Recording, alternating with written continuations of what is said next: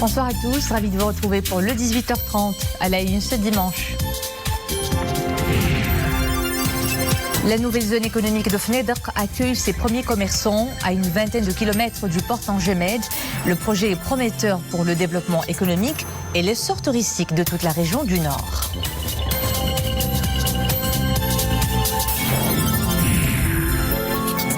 Autre projet tout aussi prometteur pour la promotion du tourisme, la réhabilitation de la vieille ville de la cité des Élysées. Le programme avance à grands pas, il est réalisé à hauteur de 60%. Commerçants et habitants sont fiers et ravis. Et à l'occasion de la journée internationale de la radio, nous irons à Fès à la rencontre d'un collectionneur de postes radio, une passion dévorante qui a transformé le domicile d'Abdelrazak Boukili en un véritable musée abritant plus de 200 postes.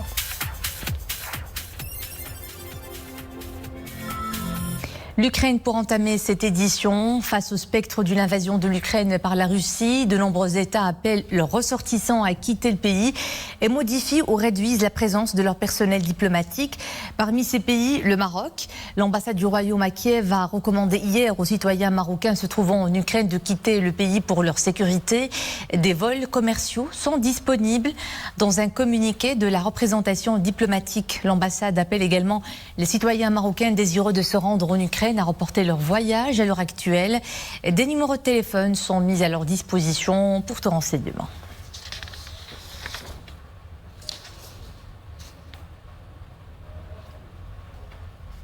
Et pour apaiser la tension autour de cette crise, une intense activité diplomatique est enclenchée au niveau de plusieurs capitales mondiales.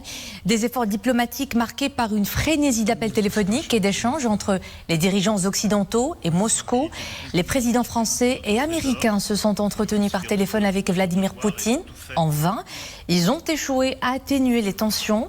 Des manœuvres militaires russes de très grande ampleur se déroulent depuis 2 semaines sur mer, sur terre et dans les airs, sur des centaines de kilomètres le long de l'Ukraine.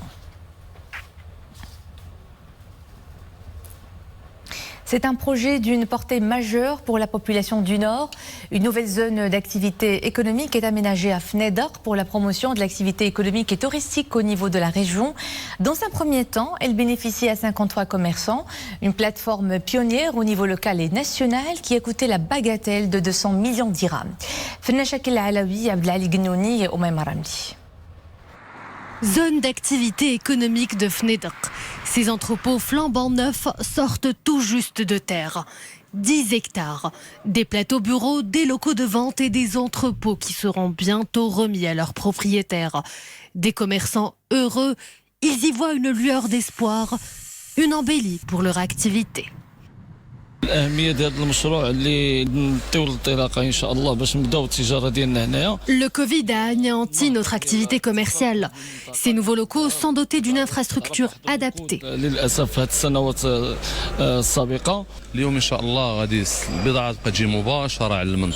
Nous avons à notre disposition un guichet unique, de quoi nous faciliter les tâches administratives et toutes les procédures douanières. La marchandise arrivera directement dans nos entrepôts. C'est un précieux gain de temps. Une expérience pilote et novatrice. En résultera une restructuration économique de l'ensemble de la province. Qui consiste à la création de 76 entrepôts d'une superficie allant de 180 mètres carrés jusqu'à presque 1000 mètres carrés, qui va créer environ 1000 postes d'emploi directs et 2000 emplois indirects en ce qui concerne la logistique qui va gérer l'activité de la zone, en plus de création de l'emploi dans le commerce, dans les souks limitrophes à la zone, à savoir les souks de Fnedr, Tlemder et Tétouan. Plus de 200 millions de dirhams ont été injectés dans cette plateforme commerciale.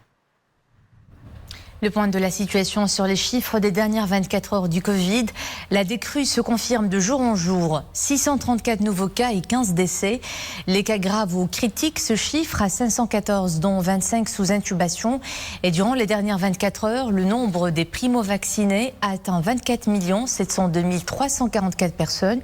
Elles sont un peu plus de 23 137 000 à avoir bénéficié des 2 doses. Enfin, 5 89 940 personnes ont eu leur dose de rappel.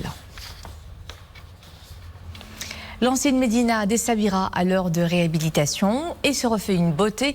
Et pour arborer bientôt un nouveau visage, une initiative mise en place grâce au programme complémentaire de réhabilitation et de mise en valeur étalé sur la période 2019-2023. Nous en saurons plus dans ce reportage de Abdelghani Tahraoui avec un commentaire de Zakaria Mouqin Billah et Souad Anachet. Les travaux de dallage vont bon train dans les rues de l'ancienne Essaouira. L'opération fait appel à la pierre de taille locale dite Manjour. Dans cette rue commerçante, les portes des échoppes ont été rénovées, les murs peints de blanc et les ombrelles en bleu. Les couleurs sont caractéristiques de la cité des Alizés. C'est une véritable métamorphose. Cela se voit à travers les ombrelles des bâtiments, les pavés et les couleurs des façades. Essaouira avait grandement besoin de ce chantier. Il avance bien. Nous sommes convaincus qu'il apportera un charme supplémentaire à la ville. L'ancienne Médina de Mogador, un patrimoine historique au cachet architectural unique. En plus de la restauration des ruelles et des façades, la réhabilitation comprend les remparts d'une longueur de 1,6 km, la Scala du port, des lieux de culte comme l'église portugaise ou encore des places historiques. Essaouira est une ville qui a des caractéristiques très spéciales, très particulière. Elle se différencie des autres médinas et donc ce caractère particulier est respecté, aussi bien en ce qui concerne les matériaux, les couleurs, les murs sont blancs, les menuiseries sont bleues et tout l'aspect qui est un mélange culturel qui caractérise cette ville. 300 millions de dirhams pour financer ce programme de réhabilitation. À terme, il permettra de développer le cadre bâti de cette cité-musée, de développer son attractivité touristique et son dynamisme socio-économique. De la TSF au poste de radio actuel que vous pouvez télécharger sur vos smartphones, l'histoire de ce média est une succession d'inventions et d'avancées technologiques qui ont ponctué le travail des professionnels d'un média toujours aussi populaire et consommé. Entre nostalgie et évolution, voici ce que la radio évoque chez une consoeur, Amina Mjlal, chef du service de la production internationale à la SNRT. Alors ce dimanche 13 février, comme chaque année, nous célébrons la journée mondiale de la radio avec le monde, avec l'UNESCO qui a choisi cette année le thème de la radio, média de confiance. Bien sûr, ce thème nous convient parfaitement à la SNRT et à la radio nationale en l'occurrence, vu que nous travaillons toujours sur cette notoriété de l'image de marque de nos radios. Notre priorité est le public jeune qui est très connecté et qui considère que notre radio est leur source d'information la plus fiable. En l'occurrence, nos rendez-vous d'actualité, nos émissions pour la jeunesse, nos émissions sur les influenceurs. Et puis, essentiellement, nous cédons la parole au jeune public à travers nos émissions d'interactivité pour donner la vraie image de nos radios ici à la SNRT. La radio, c'est aussi l'histoire d'une passion qui anime des générations entières. C'est le cas d'Abdelrazak Boukili, collectionneur de transistors. Il en compte pas moins de 200. Un vrai musée qui abrite sa propre maison à Fès. Mustafa Zahirine et Selena Ostar.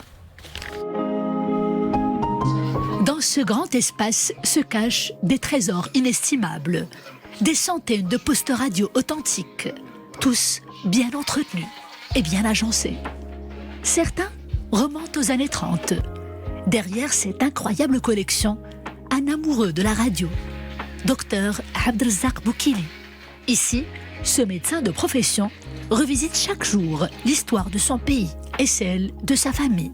Pour lui, c'est un lieu de mémoire, le legs matériel d'un média show qui raconte une certaine époque.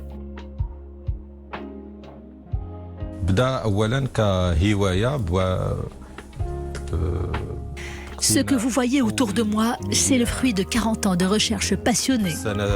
La radio représente tellement de choses pour moi. Elle est synonyme de la belle époque, du Maroc post-colonial et des réunions chaleureuses avec les voisins et la petite famille autour de la radio.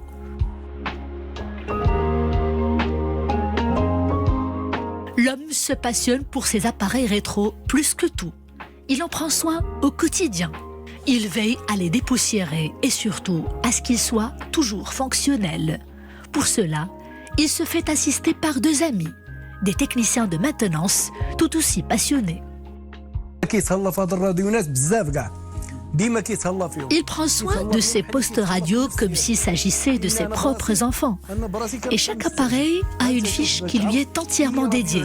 Une sorte d'état civil comportant des informations précises, notamment sur le pays émetteur et la date de mise sur le marché. La radio, ça nous rappelle cette époque magique dans laquelle nous avons tous baigné. Avant le développement du numérique, tout avait de la valeur. Même éteint, ces postes radio vintage semblent généreusement s'exprimer. Ils sont là comme pour nous raconter l'histoire d'une incurable nostalgie. Une histoire qui commence par « Il était une voix ». On s'offre à présent une petite halte dans l'une des plus belles cités du monde, Venise, qui renoue avec son carnaval. Enfin, les Vénitiens ont pu troquer leurs masques anti-Covid contre des masques et des costumes de carnaval, histoire de marquer comme il se doit les festivités du plus célèbre événement de la cité des Doges. Après 2 éditions mises à mal par la pandémie, eh bien cette année, les festivaliers vont pouvoir déambuler les rues de la Sérénissime jusqu'au 1er mars.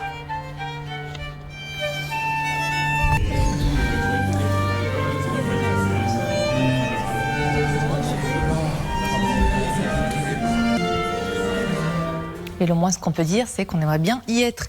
Voilà, c'est la fin de cette édition. Merci à vous de nous suivre. À 20h30, l'info est de retour avec Mohamed Al-Dalabidi. À demain.